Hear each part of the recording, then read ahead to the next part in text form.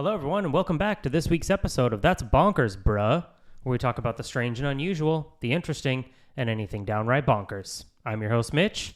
I'm Kelsey. And we're back with episode 18. I don't even know. What are we calling this? Well, it's just kind of like medical miracles, if you will. Medical stories that are crazy and bonkers in nature. Yeah. I've got a really crazy one. I'm really excited to tell you guys about it. I have some that are, well, the way you're talking, I feel like yours are going to be more exciting than mine. However, I do feel like I have some solid stuff here for us. I'm ready to hear it. Do you want me to just go right for it? No, I want to go first. Okay. Well, first, so what we had started to talk about at the beginning of this was medical miracles. And what kind of prompted this in a weird way was we were watching a documentary the other day. Yeah. What was it called? Don't Die? Don't Die. Don't Die. It's on Netflix. And the guy is basically, he's a multimillionaire. He has taken it upon himself to donate his body to science and the science of longevity. Yeah, and he takes isn't it like 100 supplements a day he takes? It's ridiculous. It's like, I start the morning with like 40 something pills just right out of the gate, which would make me vomit. Yeah, I don't understand how he doesn't get nauseous. He wakes up super early. He does like a red light therapy thing every day. He's like become obsessed with it. And I think he spends $2 million a year on this kind of project to see, and he has his like blood drawn all the time, does all these tests all the time to basically see if he can like age backwards.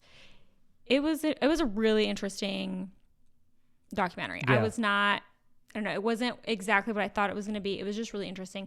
So you should go give it a watch if you're a fan of documentaries. It's on Netflix. Yeah, I would agree. And what I thought was, at first I was like, this guy is so full of himself. I mean, he kind of is. But I do think that as you get towards the end of it, you realize that all he did was kind of like he's being a human guinea pig to see what's capable in human longevity.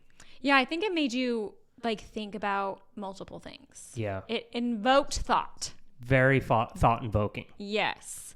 And I don't know. I have thoughts on aging because I have something to say about it. I have to go off on a rant for a little bit. Go for it. Real quick. I'm here for it. Because this is my platform after all. So why not?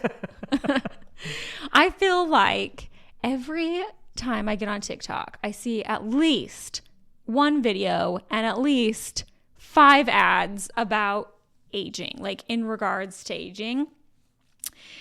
And it's just so exhausting. It's like now we're in our mid-30s and everything you see online is like, oh my gosh, you look so old. Like, not to me, but I mean like to other people online who are like around the same age. And I don't know, there's just such a heavy focus on it, especially on TikTok, where people are always making videos about it, always talking about it. Like every other ad is an anti-aging thing. And don't get me wrong, like I'm a little bit vain and I'm going to do Botox until the day I die and I have a skin regimen and all that stuff. But it's like, I would be less like obsessed with it if it just wasn't like constantly in your face. If it wasn't constantly in social media, like it's just so exhausting. So I'm kind of always dealing with this inner battle of, oh, I want to look as young as possible. And I have this whole expensive skincare routine and blah, blah, blah, blah, blah, blah.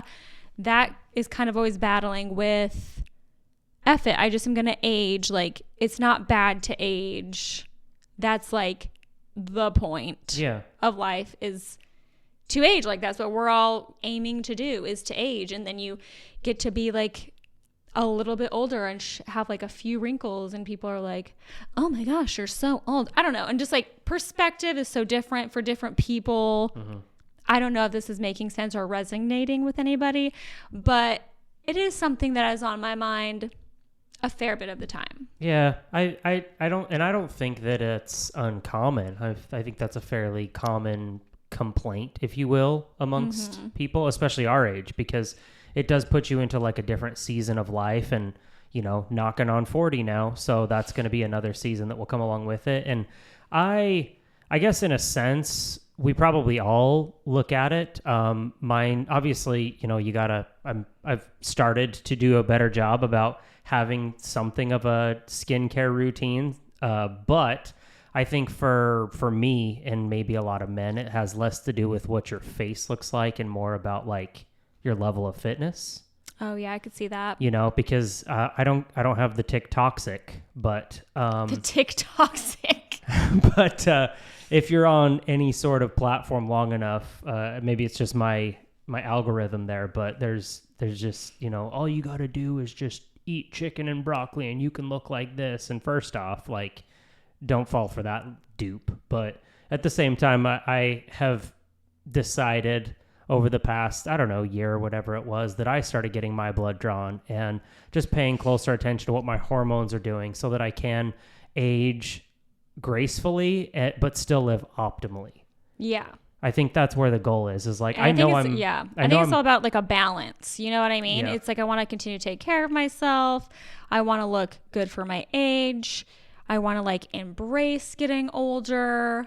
And I'm not that I'm like, you know, like way older. I think I'm 35, but I feel like that's kind of the point that you start thinking about it a little bit, because that is kind of like the turning point where you're like, start to see your wrinkles. I do look a little different now than I did 5 years ago. You know what I mean? And it kind of weirds you out. So it's just always this constant like kind of battle royale in my head where I'm trying to find this balance of accepting it to a degree and not obsessing about it too much. Yeah.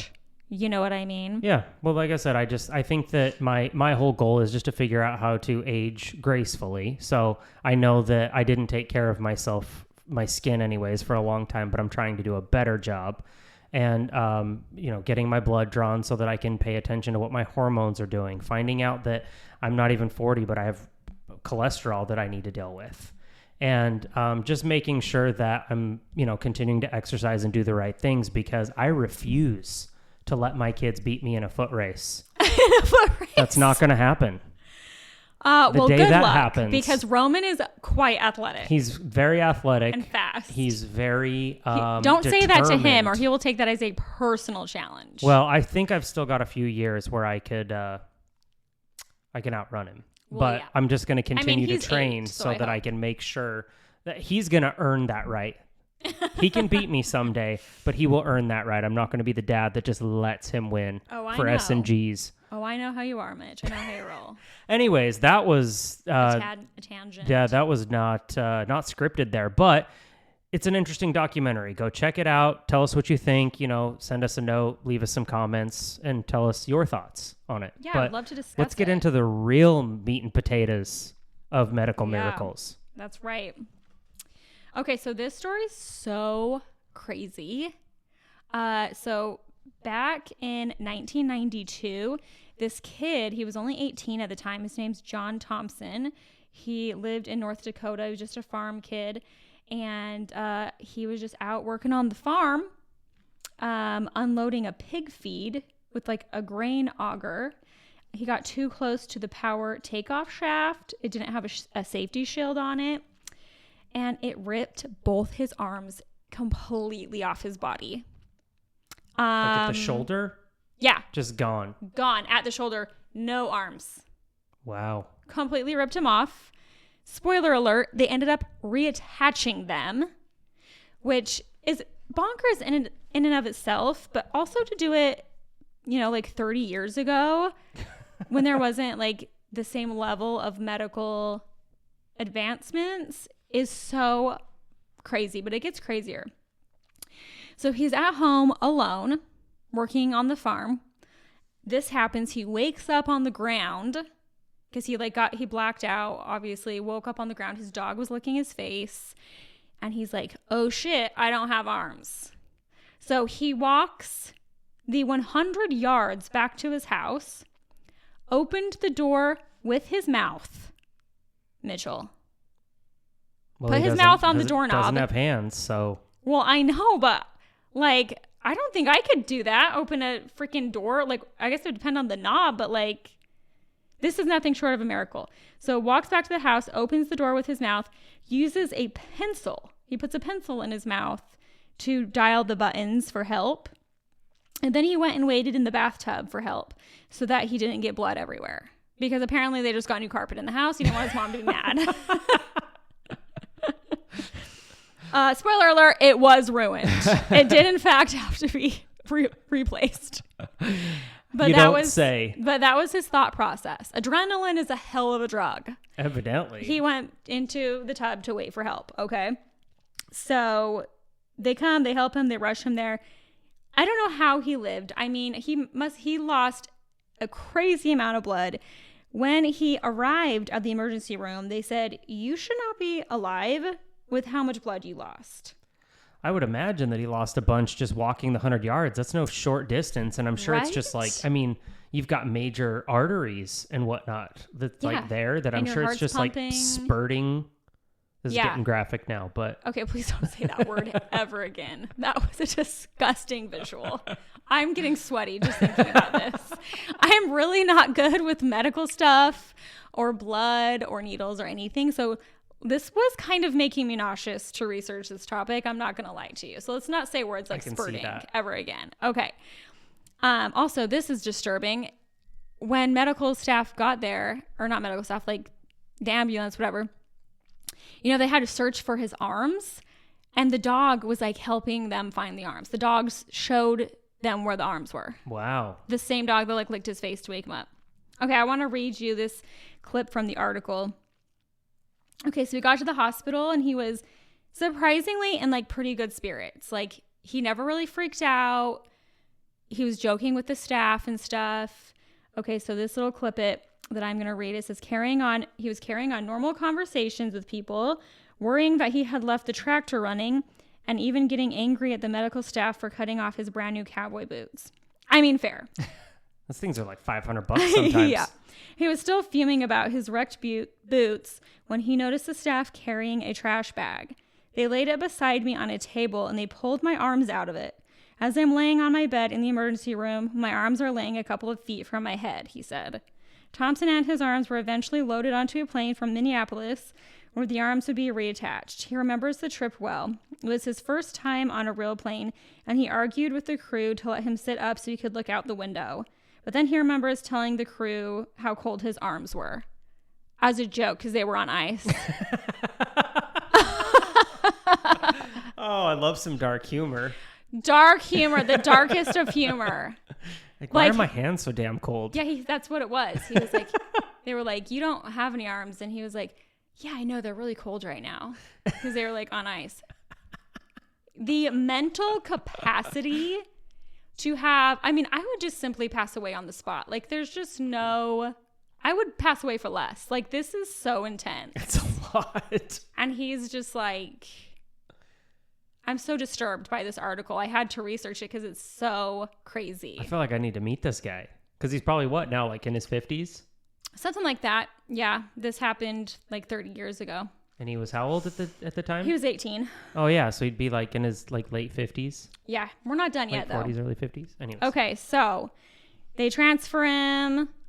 The surgeons put his arms back on. Like, I didn't even know this was possible. It's baffling to me that you could just like sew an arm back on and like the nerves reattach and the muscles reattach and they work. That's bizarre to me. His hands don't fully work. The hands are kind of closed like in a fist. He doesn't have like full use of his hands. I saw pictures of it and he kind of looks like, you know, when someone's like a quadriplegic and they can kind of move their arms like a little bit, but their hands are kind of like in a fist and they don't have like really use of that. They kind of look like that. Okay. But I mean, better than not having them. So the surgeon was Alan Van Beek that did this. Hats off to Alan. John was put in a coma for 4 weeks after the surgery to fully heal. He also survived a blood infection that happened. This guy is just a tough SOB. Yeah, he was meant for something bigger, evidently. Evidently. Okay, so his high school graduation was just 5 months after the accident, and he was pretty uncomfortable with all of the media attention. He's a pretty shy guy, and this situation made him really just blow up. He was in the news, he was in the paper, everybody knew who he was, everybody wanted to talk to him and interview him, and he talks about in this article how he was just really uncomfortable with that and that was one of the hardest parts for him of this whole thing. So he actually had so much blood loss that it really affected his memory, and he doesn't remember much from that time. He actually went to DC 3 different times, and he met the Clintons, and he has no memory of it. Wow. But he knows it happened, but he cannot remember it. Isn't that weird? Yeah, it's like an amnesia. Yeah, I mean, I would guess, like, yeah, losing that much blood, it would just really mess you up. Evidently, it didn't screw up his sense of humor, though. I love that. Which I can appreciate. Okay, so after high school, he attended University of Minnesota. And he said it was not a good experience. He did not like it. He started doing speaking engagements all around the country, telling his story around that time. And he stopped going to college because of that, because his schedule was just so busy with the speaking engagements. He was speaking a lot on mental health. He talks a lot about his mental health struggles and about his depression. He's very open about that. He talks a lot about how he really struggled severely with depression after he accidentally ran over his dog. It's so sad. Ooh. The same dog that, like, it was like a border collie or something like that. No, not a border collie. I can't remember. It's like a farm dog. But yeah, it's like the same dog that, like, was like licking his face when he woke up and stuff. It's, you know, it's on a farm. Yeah. It runs around, and he backed over it accidentally. And he says he just never recovered from that, which I can understand. Yeah. That would be really devastating. hard. That was so sad to read. I feel bad. But it was an accident. Accidents happen. So in 2002, it was the 10th anniversary of his accident, and he wrote a book about the accident called Home in One Piece. And I'm very interested to read this book. I think I might, I don't know if it's on Audible or not, but I'm going to look it up, or I might buy it in real life. It's probably not about it. I bet it's really interesting. Does I he bet have it's really do you know if interesting. he has a social media presence? I have no idea. Probably not. I think He's a pretty shy, private person. I don't know. I would imagine though, if he has like speaking, if he's still doing like speaking engagements and talking about depression and doing stuff like that, he may not run his account, but I would imagine that he's got some sort of PR person that runs it for him. Maybe. I have no idea. Since it's like his business now. I don't know. Maybe. I don't know. But anyway, so yeah, look into that book if you guys need a new read. It did well. It did really well, but he wrote it a long time ago. He's wanting to kind of revamp it now that it's like the 30th anniversary now. Yeah. He was talking about 30-year anniversary. He was talking about how he might kind of like redo some of it, add more details and stuff that he didn't feel comfortable adding back then. So he was a realtor for a couple years. Now he doesn't work. He gets disability, which he really doesn't like, he says, but that's just how it goes. It was hard for him to be a realtor because he couldn't hold the pen properly to like write up contracts and stuff, especially if it's cold. So yeah, but he does a lot of things himself. He paints, rakes, mows, he shovels snow. He does a lot of things himself, even though he has hands that don't fully work. He's currently working on getting a patent for a pill bottle design that makes it easier to get out just one pill at a time for people who have disabilities and stuff. Because when he tips the bottle and tries to get one out, he typically will get like half the bottle out. Yeah, so he's working on that right now. But yeah, that's the story. Like, this is just the craziest story ever. This guy is really just like so tough. You got to respect it. What an John incredible Thompson. guy. Seems like a badass. Yeah, I mean, you would have to have your arms cut off and still be cracking jokes on the plane. Yeah, and there was, in another article I read, it was talking about how Oprah Winfrey wanted him to go on her show, and he had like a speaking engagement at like an elementary school, and like they wanted him to reschedule it, and he was like, no, I can't reschedule it. Like I have this other commitment to the kids. Yeah, and they were like, John, this is Oprah Winfrey. And he was like, okay, cool. I'm John Thompson, and I have another engagement. And he just blew off Oprah. That's kind of badass, too. I know. Good for him. Like, he's standing on principle. He's like, I don't care who you are. I already have a commitment. That's like a true, like, just gentleman. Just a good old farm boy. Good old farm boy. Yeah. Good Hats off to John. Good job, John. Good job. I have one more just super short story, but you can do one of yours. Yeah, this first one I'll do is actually pretty short. So this is an Italian man His name was Darco, 28 years old, had been taken to the hospital, excuse me, for an emergency treatment after being hit with a stray bullet during a New Year's Eve celebration. This was back in like 2010 or something like that, by the way. The bullet passed behind his right eye, lodged into his nostril, but miraculously had no serious damage. He is actually expected to make a full recovery, but when he was in the hospital after, he was just at the fireworks, he'd been hit by this bullet, and he was like, oh, that kind of felt weird, didn't feel very good. But then he started bleeding, so he's like, oh my gosh, need to go to the hospital. And while he was in there, he sneezed, and the bullet came out. Ew! So talk about, he just shot in the head by a stray bullet in Naples, Italy, and New Year's Eve. And he's totally fine. He just had to sneeze out the bullet out of his right nostril. Live to tell the tale. He did have, I think, a little bit of damage to his eye, but I think all it took was a little bit of laser surgery, and he has almost a full vision back. Wow. So how about that? Yeah, I was shot in the head, sneezed out the bullet, carried on about my business. Yeah, like, okay, gangster. Okay, 50 Cent. I know. He's an Italian gangster, probably. Probably. Which is, that's crazy. I know. Do you want to do your short one, and I'll finish up with my other? No, you just finish. Okay. So this is another one about a gentleman, a farmer, who was, let's see, gotta find the beginning here. 76-year-old man from rural China was very lucky because he actually ended up getting stabbed in the head with a 4-inch blade. Oh, my. It stayed in there for 26 years. Oh, my. He did not know the blade was in there. It just he got stabbed. The handle was there. He was like, shit, that sucked. And it stayed in there for 26 years. Ew. Stabbed in 1994 during a violent mugging. Reported that he had his eyesight was off in his right eye, chronic headaches, obviously. I wonder why. Right? And so he went in to go have the doctors see if they could take care of it. Initially sought medical assistance in 2012 when his headaches became just too bad to bear. And that's when they did an x-ray and they were like, did you know you got a 4-inch blade in your dome, my guy? In your dome?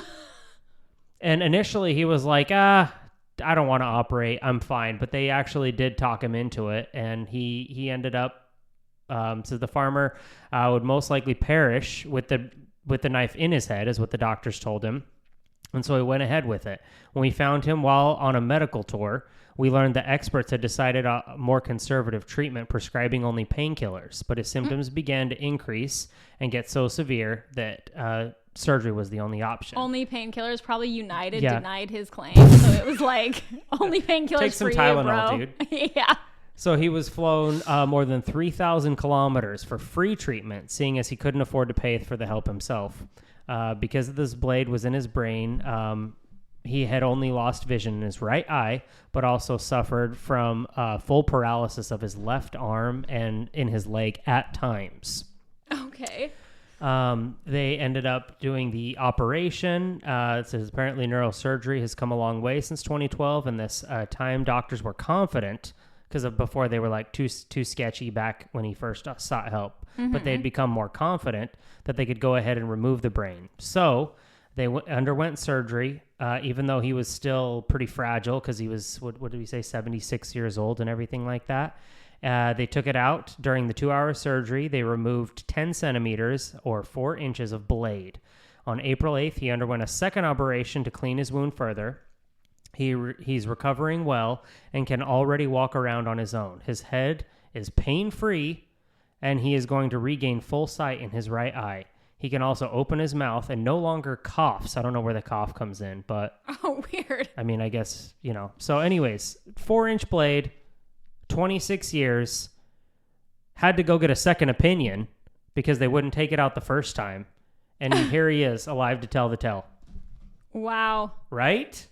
That is so weird. I heard a story once about this kid that stuck like something metal up his nose. Why kids sticking shit up their nose all the time? No, I know. What would be metal though? Because it wasn't a Lego. It wasn't a marble? marble. Marbles aren't metal though. They have, like a BB or... It was some little metal thing, and I can't think of exactly what it was. But anyway, he didn't want to get in trouble, so he didn't tell his parents. And then he was at the dentist or orthodontist or something like that, and they did one of those x-rays that goes all the way around, the panoramic. And they're like, what the hell's in your nose, bro? And he's like, oh, yeah, I stuck that up there. I thought I got it out. Like, good thing you didn't get an MRI or something. Good grief. Yeah, Freaking so kids. they took it out. Oh, my gosh. So it was a boy. We have boys. Like, I'm just not surprised by this story at all. No.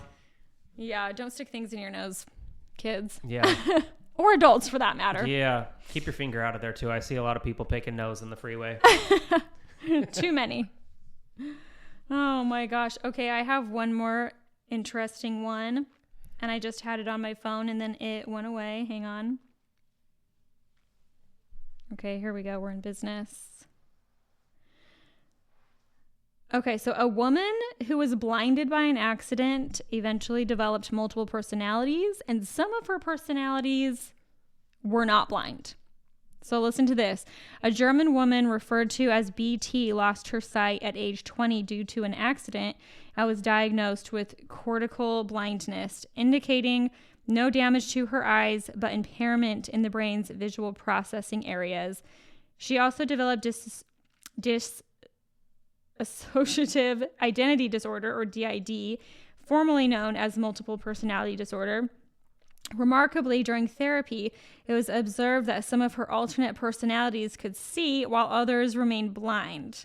This phenomenon was documented in a 2015 study published in Psych Journal. In BT's case, when she was in her blind states, her brain showed no electrical responses to visual stimuli consistent with cortical blindness. However, when she switched to personalities that could see, her brain exhibited normal visual processing activity. This suggests that her blindness was psychogenic, meaning it had psychological origin rather than a physiological one. Isn't that crazy? That is crazy. This case highlights the profound influence of the psychological factors on physical health and the complex interplay between the mind and sensory perception. It also underscores the importance of comprehensive treatment approaches for individuals with DID, considering both psychological and physiological aspects. DID in and of itself is a crazy thing. I watched a whole documentary on it once. It was mind-blowing. It seems like it wouldn't be a real thing, but evidently it is. It reminds me, maybe, have you seen the movie? I think it's called Split. No, I have not. Okay.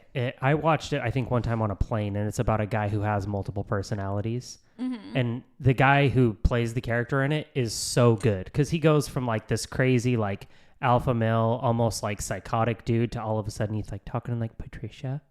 and like it's yeah, that's what it's like. It's so like he should have won all the awards, Emmys, Oscars, whatever's available to him, because that show was so interesting. I did the watch way he a could show. bounce around. I watched a show similar to that, but it was a female that had it, Mm-hmm. and it was just like a written series. This one wasn't the documentary. I can't remember what it was called. Oh, United States of Terra. Oh yeah, that wasn't a documentary. No, I know just that's what I said. Scripted. That's exactly what I literally just said. I said it wasn't a documentary. It was a scripted series. That's literally what I just said. Okay. Yeah, and she like had multiple personalities, and some of them, like one of them was a guy. Yeah. And then she would like go hook up with the neighbor when she was in her guy personality. Isn't that weird? That is weird. The actress did a really good job. I can't remember what her name is, but she was in Krampus, actually. She was one of the actresses in Krampus. Oh, really? Krampus, yeah. Interesting. But by the way, Krampus, last episode, go check it out. Yeah, thanks for that plug. Is that it? You got everything? Yeah, so that's it for my stories. I did have one more comment. Okay. About a book I'm reading, or that I just read. I don't know if you guys watched or listened to our one of our past episodes. I can't remember what number it was, on the Ruby Franke child abuse case. It's very interesting, pretty horrific. It will definitely suck you in. If you haven't listened to that one, I feel like that's one of my favorite ones that we did. I followed that case for a long time. Luckily, she's in jail. Anyway, so her oldest daughter, what's her name? Sherry, her oldest daughter, Sherry Frankie, just recently came out with a book telling like her side of the story, talking about how it was growing up in that house. I think it's called The House of My Mother. It was really good. It was really interesting. I have a hard time reading books with my eyes because I can't pay attention. So I listened to it on Audible. And yeah, if that was a story, yeah, it's called The House of My Mother. If that was a story that you are familiar with and that you like have followed like me, or if you listened to that podcast episode, I would definitely check out that book. It's a good read. It will make you hate Ruby even more. She's such a bitch. I want to slap her right in her face. Horrible person. She's such a horrible person. Like, she just was a terrible mother. She was so mean to her kids. Her kids are all so messed up now. You'd have to be. I mean, the things that they went through. I think it was one of our first episodes, like first probably 5 episodes, 2 or 3, I think. I can't remember. It's ridiculous. We should know. On. We really should know. I'm going to look it up real quick. But yeah, it's infuriating and just, oh my gosh, it was crazy. But yeah, the book was really good. So I felt like I had to mention that on here because I've spent so much time talking about that. Let's see what number it was. I'm telling you, I think it was like literally like the 2nd or 3rd episode. No, it's 5. It was 5. Yeah, okay, episode number 5. Give it a go. But yeah, so I wanted to bring that up. That's all I got. That's all I got. I feel like this medical miracle one could potentially segue into near-death experiences. Maybe that's what we need to do. Maybe it is. But if you guys have any other cool ideas, let us know. Yeah. Go check out our Instagram, YouTube, all the places that you can find podcasts. Yep. Leave what us is our comments, Instagram, reviews. Mitch? The people want to know. That's bonkersbruh.pod, I think it is. Yeah, that's bonkersbruh.pod. Give us a follow.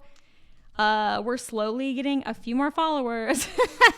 Tell all your friends, write reviews. It helps us so much. We greatly appreciate it. And thank you for listening. Thanks, everybody. Bye. We'll talk to you next time.